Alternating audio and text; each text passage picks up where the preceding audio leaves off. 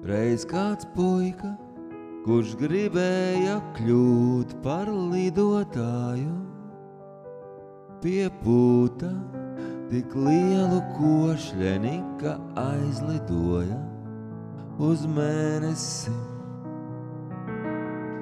Reiz kāds puika, kurš gribēja kļūt par lidotāju, piepūta tik lielu košļeni, ka aizlidoja uz mēnesi. Tikai pēc mēneša virs pilsētas atkal parādījās viņa netīrāja ciņa.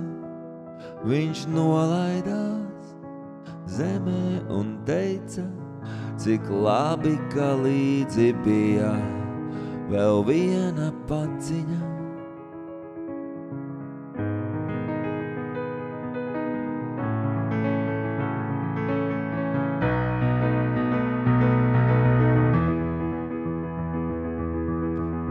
Reiz kāds puika, kurš gribēja kļūt par lidotāju, piepūta tik lielu košļeni, ka aizlidoja uz mēnesi. Tikai pēc mēneša virs pilsētas atkal parādījās viņa netīrāja ciņa. Viņš nolaidās zemē un teica, cik labi, ka līdzi bija vēl viena paciņa.